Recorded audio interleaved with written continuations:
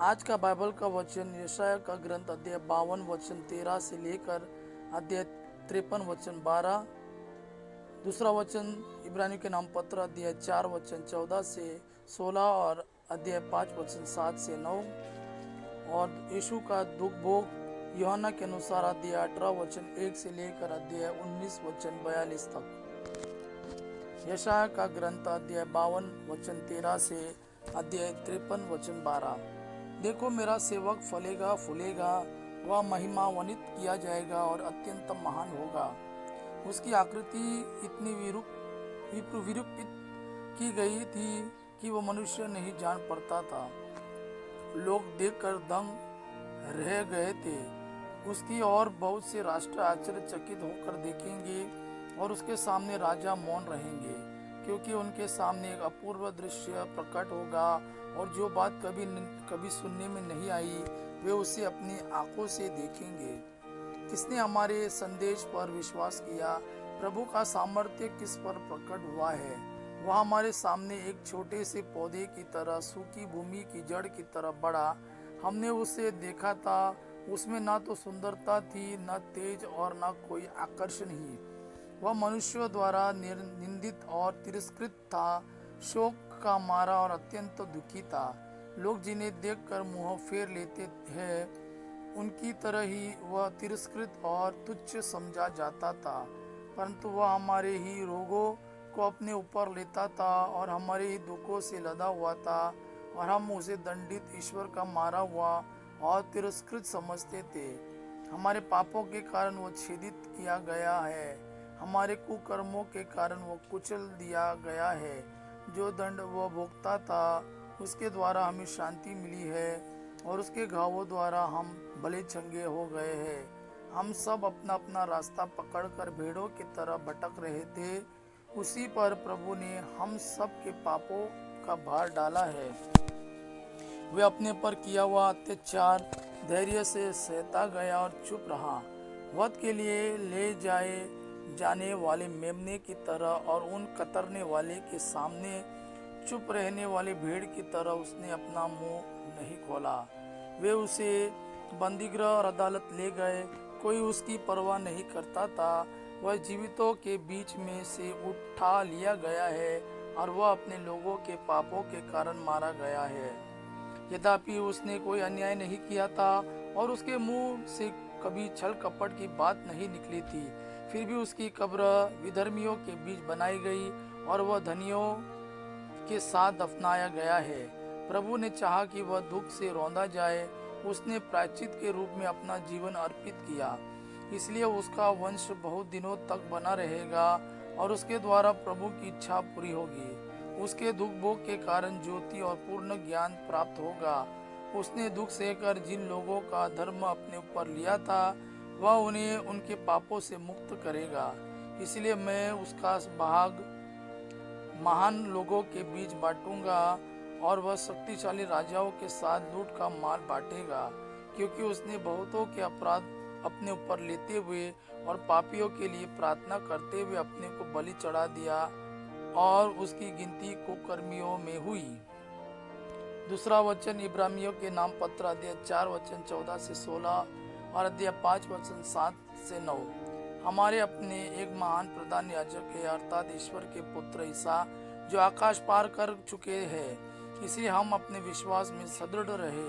हमारे प्रधान याजक हमारी दुर्बलताओं में हमसे सहानुभूति रख सकते हैं, क्योंकि पाप के अतिरिक्त अन्य सभी बातों में उनकी परीक्षा हमारी ही तरह ली गई है। इसलिए हम भरोसे के साथ अनुग्रह के सिंहासन के पास जाए, जिससे हमें दया मिले और हम वह कृपा प्राप्त करें जो हमारी आवश्यकताओं में हमारी सहायता करेगी।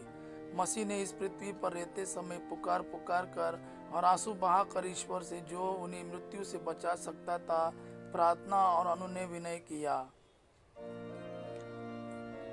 श्रद्धालुता के कारण उनकी प्रार्थना सुनी गई। ईश्वर का पुत्र होने पर भी उन्होंने दुख सहकर आज्ञा पालन सीखा। वह पूर्ण रूप से सिद्ध बनकर और ईश्वर से मेलकिसेदेक की तरह प्रधान याजक की उपाधि प्राप्त कर उन सबों के लिए मुक्ति के स्रोत बन गए जो उनकी आज्ञाओं का पालन करते हैं। यीशु का दुख भोग सन यूहन्ना के अनुसार। अध्याय 18 वचन 1 से लेकर अध्याय 19 वचन 42। यह सब कहने के बाद ईसा अपने शिष्यों के साथ केद्रोन नाले के उस पार गए। वहाँ एक बारी थी। उन्होंने अपने शिष्यों के साथ उसमें प्रवेश किया। उनके विश्वासघाती यूदास को भी वह जगह मालूम थी, क्योंकि ईसा अक्सर अपने शिष्यों के साथ वहां गए थे। इसलिए यूदास पलटन और महायाजकों तथा फरीसियों के भेजे हुए प्यादों के साथ वहां आ पहुंचे। वे लोग लालटेने, मशाल और हथियार लिए थे। ईसा यह जानकर कि मुझ पर क्या क्या बीतेगी आगे बढ़े और उनसे बोले, किसे ढूंढते हो? उन्होंने उत्तर दिया, ईसा नाजरी को। ईसा ने उनसे कहा, मैं वही हूँ। वहाँ उनका विश्वासघाती यूदास भी उन लोगों के साथ खड़ा था। जब ईसा ने उनसे कहा, मैं वही हूँ, तो वे पीछे हटकर भूमि पर गिर पड़े। ईसा ने उनसे फिर पूछा, किसे ढूंढते हो? वे बोले, ईसा नाजरी को। इस पर ईसा ने कहा, मैं तुम लोगों से कह चुका हूँ कि मैं वही हूँ। यदि तुम मुझे ढूंढते हो तो इन्हें जाने दो। यह इसलिए हुआ कि उनका यह कथन पूरा हो जाए, तूने मुझको जिन्हें सौंपा, मैंने उनमें से एक का भी सर्वनाश नहीं होने दिया।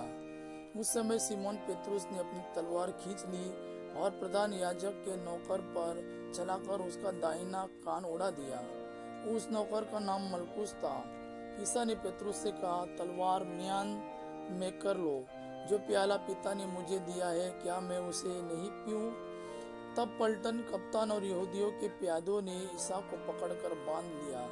वे उन्हें पहले अनास के यहाँ ले गए, क्योंकि वह उस वर्ष के प्रधान याजक कैफस का ससुर था। यह वही कैफस था जिसने यहूदियों को यह परामर्श दिया था, अच्छा यही है कि राष्ट्र के लिए एक ही मनुष्य मरे। सिमोन पेत्रुस और एक दूसरा शिष्य ईसा के पीछे पीछे चले। यह शिष्य प्रधान याजक का परिचित था और ईसा के साथ प्रधान याजक के प्रांगण में गया, किंतु पेत्रुस फाटक के पास बाहर खड़ा रहा। इसलिए वह दूसरा शिष्य जो प्रधान याजक का परिचित था फिर बाहर गया और द्वारपाली से कहकर पेत्रुस को भीतर ले आया। द्वारपाली ने पेत्रुस से कहा, कहीं तुम भी तो उस मनुष्य के शिष्य नहीं हो?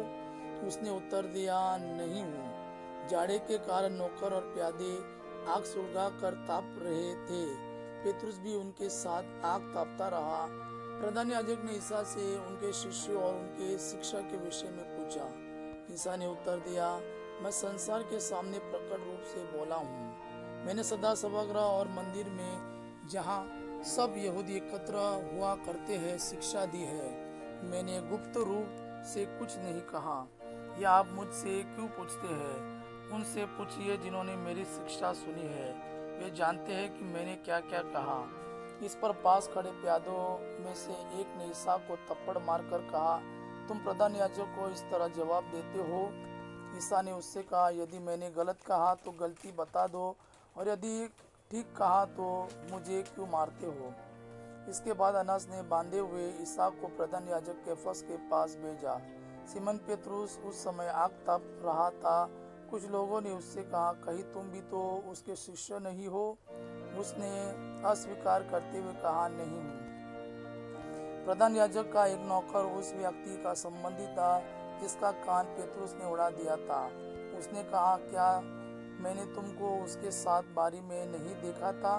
पेत्रुस ने फिर अस्वीकार किया और उसी क्षण मुर्गे ने बांग दी।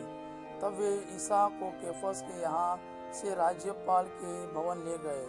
अब भोर हो गया था।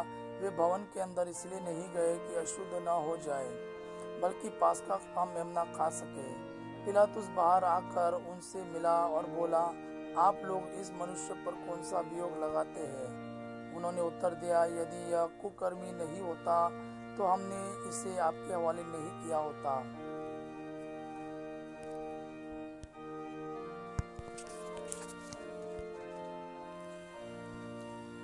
पिलातुस ने उनसे कहा, आप लोग इसे ले जाइए और अपनी संहिता के अनुसार इसका न्याय कीजिए। यहूदी ने उत्तर दिया, हमें किसी को प्राणदंड देने का अधिकार नहीं है। यह इसलिए हुआ कि ईसा का वह कथन पूरा हो जाए जिसके द्वारा उन्होंने संकेत किया था कि उनकी मृत्यु किस प्रकार की होगी। तब पिलातुस ने फिर भवन में जाकर ईसा को बोला भेजा और उनसे कहा, क्या तुम यहूदियों के राजा हो? ईसा ने उत्तर दिया, क्या आप यह अपनी ओर से कहते हैं या दूसरों ने आपसे मेरे विषय में यह कहा है? पिलातुस ने कहा, क्या मैं यहूदी हूँ? तुम्हारे लोगों और महायाजकों ने तुम्हें मेरे हवाले किया। तुमने क्या किया है? ईसा ने उत्तर दिया, मेरा राज्य इस संसार का नहीं है। यदि मेरा राज्य इस संसार का होता तो मेरे अनुयायी लड़ते और मैं यहूदियों के हवाले नहीं किया जाता, परंतु मेरा राज्य यहाँ का नहीं है। इस पर पिलातुस ने उनसे कहा, तो तुम राजा हो? ईसा ने उत्तर दिया, आप ठीक ही कहते हैं, मैं राजा हूँ। मैं इसलिए जन्मा और इसलिए संसार में आया हूँ कि सत्य के विषय में साक्ष्य पेश कर सकूं। जो सत्य के पक्ष में है वह मेरी सुनता है। पिलातुस ने उनसे कहा, सत्य क्या है? वह यह कहकर फिर बाहर गया और यहूदियों के पास आकर बोला, मैं तो उसमें कोई दोष नहीं पाता हूँ, लेकिन तुम्हारे लिए पास्का के अवसर पर एक बंदी को रिहा करने का रिवाज है। क्या तुम लोग चाहते हो कि मैं तुम्हारे लिए यहूदियों के राजा को रिहा कर दूं? इस पर वे चिल्ला उठे, इसे नहीं, बारबस को। बारबस डाकू था। तब पिलातुस ने ईसा को ले जाकर कोड़े लगाने का आदेश दिया। सैनिकों ने कांटे का मुकुट गूंथकर उनके सिर पर रख दिया और उन्हें बैंगनी कपड़ा पहनाया। फिर वे उनके पास आकर कहते थे, यहूदियों के राजा प्रणाम, और वे उन्हें थप्पड़ मारते जाते थे। पिलातुस ने फिर बाहर जाकर लोगों से कहा, देखो, मैं उसे तुम लोगों के सामने बाहर ले आता हूँ, जिससे तुम यह जान लो कि मैं उसमें कोई दोष नहीं पाता। तब ईसा कांटों का मुकुट और बैंगनी कपड़ा पहने बाहर आए। पिलातुस ने लोगों से कहा, यही है वह मनुष्य। महायाजक और प्यादे उन्हें देखते ही चिल्ला उठे, इसे क्रूस दीजिए, इसे क्रूस दीजिए। पिलातुस ने उनसे कहा, इसे तुम ही ले जाओ और क्रूस पर चढ़ाओ, मैं तो इसमें कोई दोष नहीं पाता। यहूदियों ने उत्तर दिया, हमारी एक संहिता है और इस संहिता के अनुसार यह प्राणदंड के योग्य है, क्योंकि इसने ईश्वर का पुत्र होने का दावा किया है। पिलातुस यह सुनकर और भी डर गया। उसने फिर भवन के अंदर जाकर ईसा से पूछा, तुम कहाँ के हो? किंतु ईसा ने उसे उत्तर नहीं दिया। इस पर पिलातुस ने उनसे कहा, तुम मुझसे क्यों नहीं बोलते? क्या तुम यह नहीं जानते कि मुझे तुमको रिहा करने का भी अधिकार है और तुमको क्रूस पर चढ़वाने का भी? ईसा ने उत्तर दिया, यदि आपको ऊपर से अधिकार न दिया गया होता तो आपका मुझ पर कोई अधिकार नहीं होता। इसलिए जिसने मुझे आपके हवाले किया वह अधिक दोषी है। इसके बाद पिलातुस ईसा को मुक्त करने का उपाय ढूंढता रहा, परंतु यहूदी यह कहते हुए चिल्लाते रहे, यदि आप इसे रिहा करते हैं तो आप कैसर के हितैषी नहीं है। जो अपने को राजा कहता है वह कैसर का विरोध करता है। यह सुनकर पिलातुस ने ईसा को बाहर ले आने का आदेश दिया। वह अपने न्यायासन पर उस जगह जो लिथोस, त्रातोस और इब्रानी में गबुतबक्ता कहलाती है बैठ गया। पास्का की तैयारी का दिन था, लगभग दोपहर का समय था। पिलातुस ने यहूदियों से कहा, यही है तुम्हारा राजा। इस पर वे चिल्ला उठे, ले जाइए, उस पे क्रूस दीजिए। पिलातुस ने उनसे कहा, क्या मैं तुम्हारे राजा को क्रूस पर चढ़वा दूं? महायाजकों ने उत्तर दिया, कैसर के सिवा हमारा कोई राजा नहीं। तब पिलातुस ने ईसा को क्रूस पर चढ़ाने के लिए उनके हवाले कर दिया। वे ईसा को ले गए और वह अपना क्रूस धोते हुए खोपड़ी की जगह नामक स्थान गए। इब्रानी में उसका नाम गोलगोता है। वहाँ उन्होंने ईसा को और उनके साथ और दो व्यक्तियों को क्रूस पर चढ़ाया, एक को इस और दूसरे को उस और बीच में ईसा को। पिलातुस ने एक दोष पत्र भी लिखवा कर क्रूस पर लगवा दिया। वह इस प्रकार था, ईसा नाजरी यहूदियों का राजा।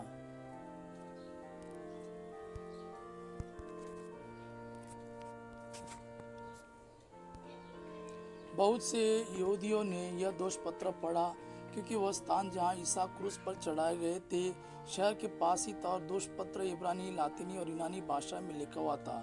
इसलिए यहूदियों के महायाजकों ने पिलातुस से कहा, आप यह नहीं लिखिए यहूदियों का राजा, बल्कि इसने कहा कि मैं यहूदियों का राजा हूँ।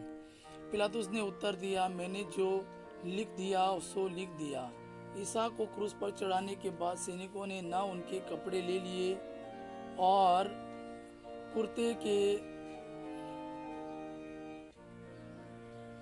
ईसा को क्रूस पर चढ़ाने के बाद सैनिकों ने उनके कपड़े ले लिए और कुर्ते के सिवा उन कपड़ों के 4 भाग कर दिए, हर एक सैनिक के लिए एक एक भाग। उस कुर्ते में सिवान नहीं था, वह ऊपर से नीचे तक पूरा का पूरा बुना हुआ था। उन्होंने आपस में कहा, हम इसे नहीं फाड़े, चिट्ठी डालकर देखें कि यह किसे मिलता है। यह इसलिए हुआ कि धर्मग्रंथ का यह कथन पूरा हो जाए, उन्होंने मेरे कपड़े आपस में बांट लिए और मेरे वस्त्र पर चिट्ठी डाली। सैनिकों ने ऐसा ही किया। ईसा की माता, उसकी बहन क्लोपस की पत्नी मरियम और मरियम मगदलेना उनके क्रूस के पास खड़ी थी। ईसा ने अपनी माता को और उनके पास अपने उस शिष्य को जिसे वे प्यार करते थे देखा। उन्होंने अपनी माता से कहा, बदरे, यह आपका पुत्र है। इसके बाद उन्होंने उस शिष्य से कहा, यह तुम्हारी माता है। उस समय से उस शिष्य ने उसे अपने यहाँ आश्रय दिया। तब ईसा ने यह जानकर कि अब सब कुछ पूरा हो चुका है, धर्मग्रंथ का लिख पूरा करने के उद्देश्य से कहा, मैं प्यासा हूँ। वहाँ खट्टी अंगूरी से भरा एक पात्र रखा हुआ था। लोगों ने उसमें एक पनसोख्ता डुबाया और उसे जूफे की डंडी पर रखकर ईसा के मुख से लगा लिया। ईसा ने खट्टी अंगूरी खाकर कहा, सब पूरा हो चुका है, और सिर झुकाकर प्राण त्याग दिए। वह तैयारी का दिन था। यहूदी यह नहीं चाहते थे कि शव विश्राम के दिन क्रूस पर रह जाए, क्योंकि उस विश्राम के दिन बड़ा त्योहार पड़ता था। उन्होंने पिलातुस से निवेदन किया कि उनकी टांगें तोड़ दी जाए और शव हटा दिए जाए। इसलिए सैनिकों ने आकर ईसा के साथ क्रूस पर चढ़ाए हुए पहले व्यक्ति की टांग तोड़ दी, फिर दूसरे की।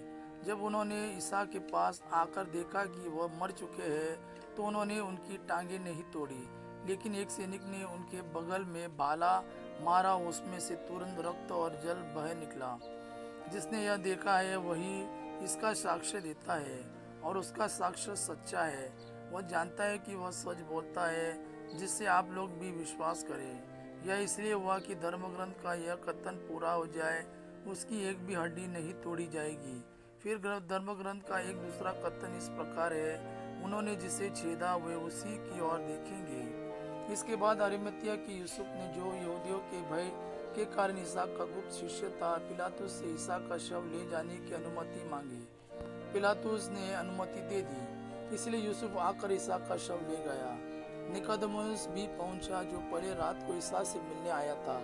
वह लगभग 50 सेर का गंधरस और अगरू का सम्मिश्रण लाया। उन्होंने दफन की प्रथा के अनुसार उसे सुगंधित द्रव्यों के साथ छालटी की पट्टियों में लपेटा। जहाँ ईसा क्रूस पर चढ़ाए गए थे वहाँ एक बारी थी, और उस बारी में एक नई कब्र जिसमें अब तक कोई नहीं रखा गया था। उन्होंने ईसा को वहीं रख दिया, क्योंकि वह यहूदियों के लिए तैयारी का दिन था और वह कब्र निकट ही थी। यह यीशु का दुख भोग सन यूहन्ना के अनुसार।